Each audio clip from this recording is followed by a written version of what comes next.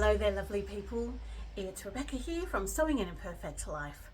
Welcome to my channel where I like to talk about all things fabric and garment sewing. I hope you're well and I hope you're enjoying what you're creating at the moment.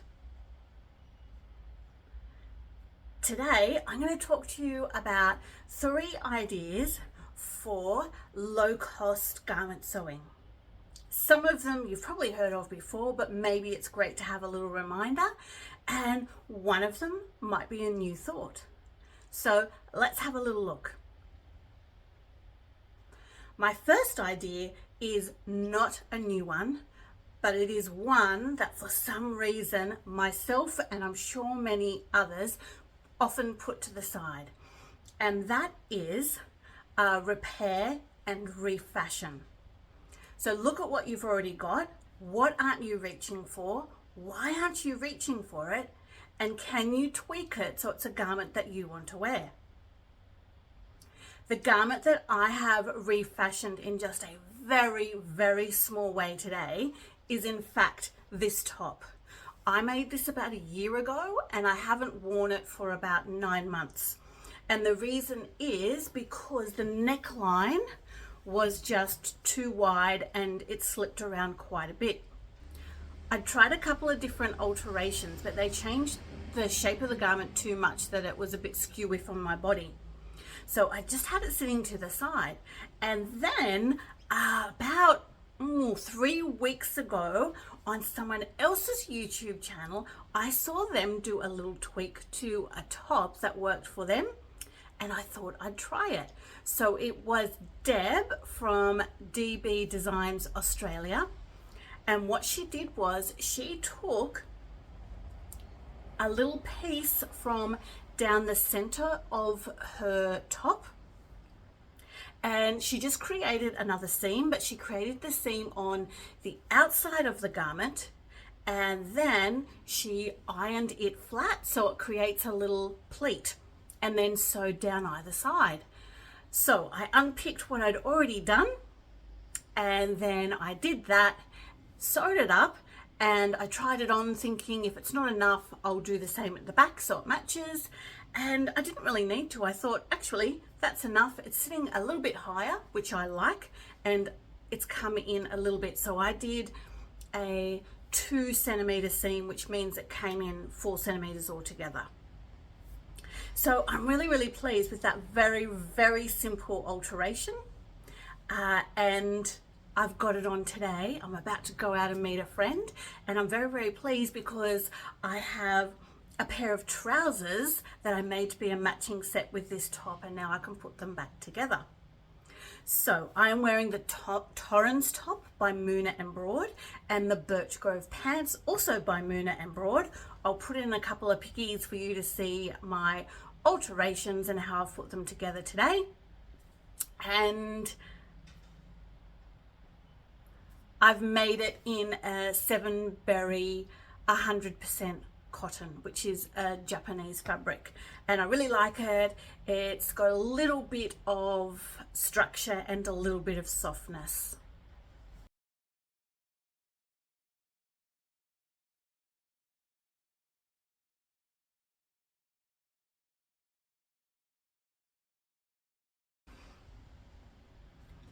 Another great way to save some money is, of course, to track down some free patterns.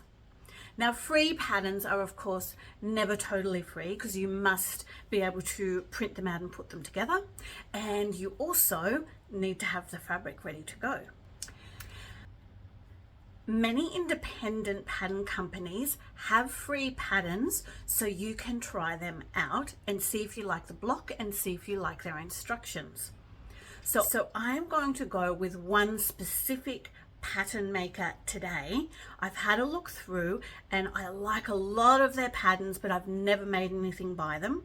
So I am going to start with 2 free patterns and 2 pieces of fabric I already have in my stash, and this is now in my plans pile.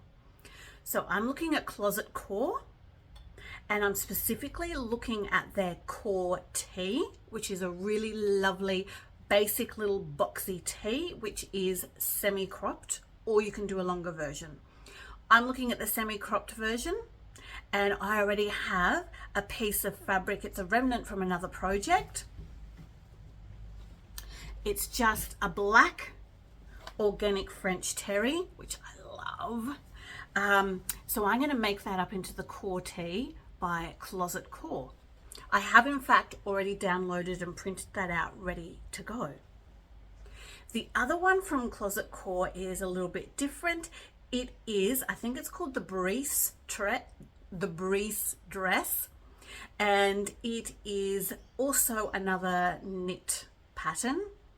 It's a dress which has a few different variations of lengths of dress and lengths of sleeve, and it comes across to a little gathered point on the side. So I've had a piece of fabric in my stash for years that I've not ever used, and it is this lovely super duper buttery soft jersey. So I'm going to use it and sew up the Breeze dress sometime in the next few months. And so I'm really looking to see, not just to get a new garment, but also to see if I like this pattern company before I go and purchase other patterns from them. There are many different pattern companies and places you can get free patterns from. I'm going to go the route of that established pattern company because I think their quality of free patterns will probably be pretty good. My last idea is also another way to find free patterns, but might be one that hasn't occurred to you before. It's going to visit one of my very favorite places in the entire world, and that is a library.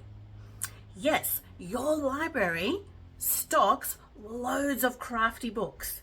It will have loads of different recipe books for you to try out and see if you like. You can travel and try out African cuisine, different sorts of Italian cuisine and things like that at no cost because you can borrow those books. You can also borrow pattern books and crafty books. I have grabbed a few from my local library to show you what was available there last time I was there. But because, libraries operate in branches, there's often something new that you've not seen before.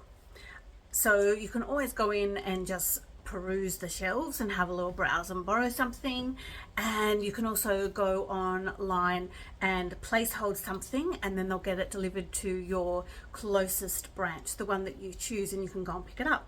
So before I meet my friend, I'm actually going to go and do that. So I'm going to return these and get my new little stash of books. There are some crafty ones and there are some fiction books. If you're worried about not returning things in time, most libraries these days rarely give out fines. They send you emails to tell you when things are due well ahead of time. And I know my local library, I borrow something for 3 weeks. They'll send me a reminder, and if I don't return it, they automatically renew it for me for another 3 weeks. And they do that another time, so all up I get 9 weeks with that book. If that's not the case, the email will let me know when it's due. I usually return things on time. I have returned things 1 or 2 days late and never received a fine, because I think basically local libraries want to serve the people, and unless you've wrecked the book and need to replace it, they really don't want to give you a fine because they want you to return and use their services. Also, local libraries can be a really great refuge in times of heat or extreme cold, and they're just lovely places to sit. I know that my local library has lots of different work spaces. There's great spaces for children, and there's great spaces for gathering as a group in a room to the side. There's ongoing community puzzles set up. There are also specific study spaces set aside that have ports for USB and for charging. So local libraries, fabulous. Get to yours. Here's what I found. This is the Make It Simple by Tilly and the Buttons. We've all heard of her. I do not have this book, so I wanted to have a really good browse. She also always has really great tips at the front. Most of the setup of books are the same. There's tips and instructions at the beginning, and then towards the back you get the actual patterns and the pattern instructions, and then at the very, very back you have your paper copy, which of course you cannot cut out. You must have some sort of tracing paper to be able to trace that onto, and then you keep your traced copy and return the other copies. But that is pretty low cost. You just need the tracing paper and you're good to go. So from this particular one, I'm just going to try one. It's called the Suki dress. It's just a plain little straight dress, but I thought that would be really nice to try. I haven't chosen a fabric yet, so perhaps let's go and have a look at my fabric stash and choose something to go with it. So my fabric stash has currently, for me, gotten out of control. Okay, I'm thinking this is a really nice 100% cotton. I'm thinking that could be great. Not too heavy, not too light. A little bit of structure for the Suki dress. Love this, but not opaque, quite see-through actually.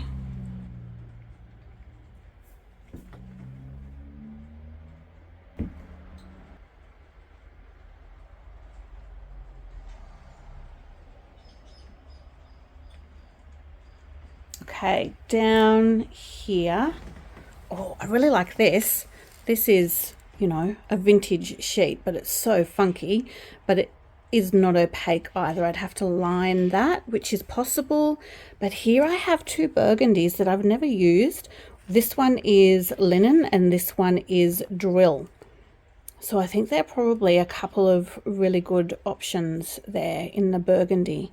They could be the way to go, actually. Over here, I have a stash that currently does not fit on the shelf of things I found at the sewing basket. Whoop. Perhaps, I don't know if you can see it here, this little brown, this is brown with some cream and pink ditzy stuff on it. That might be nice as well. I might have enough of that. And there's this vibrant red with blue on it. Actually, I really like that now I'm looking at it as well. Okay, options for the Suki. Here's a quick look at some others I found on the shelf that might interest you. Gertie sews Jiffy dresses. So she's got a whole series. I have owned some of her books before and made some of her stuff. Again, same format, tips and tricks, fabric, pattern markings, techniques, that sort of thing, then the actual patterns, instructions, and then the patterns at the back. Sewing your perfect capsule wardrobe, more modern and chic. All of these have their own great things about them, and a Mimi G one, make it yours with Mimi G. So loads of options. If you've got some pattern trace, loads of low cost options just by going to the library. The library also, as I said, has heaps and heaps of crafty books. And another one I found related to sewing was mending. This one's Mending with Love. And I think I'll renew this one and give it another look through. Another way I'm going to try to use up my fabric stash this year is by doing a little bit, not a lot, a little bit of sewing for other people. So I have a friend who appreciates sewing efforts. So I looked at what I had in my stash. I have cut out the tablecloth top for her in her size, and in this lovely cotton, it's kind of like a jacquardie. It's textured. This navy blue, because she has told me before that she really loves textured fabrics, so I think that'll be good for her. I had both of those already. Yes, I'd paid for them at a previous time, but right at this moment, I've got it, so let's use it. The other thing I recently had a look at was going back over people's Christmas gift ideas, making gifts for other people. And I found a great YouTube from Rosery Apparel. And I'll put it in the links down below, as with everything else that I've mentioned. And the last one she had was a really cool tote bag. I really like that tote bag. I think it's really, really useful, as well as attractive looking. So I thought I might go through my scraps and just have a bit of a week or so of making up heaps of those. And I thought I might actually quilt and line the main fabric to give it a little bit more substance and to make it a bit more special. And then as people have birthdays across the rest of the year, I'm going to pull out those tote bags and maybe put something small in them, roll it up, and there's a handmade gift ready to go. So that's the plan. The briefs and the core t-shirt is the plan, and the tablecloth top for a friend very soon. If you've got some really great tips on lowering the cost of sewing garments or on sewing, please put them in the link below so we can all enjoy them. But hopefully I've given you a couple of ideas to think about that will help you with your budget in 2026 and won't dull the joy of sewing.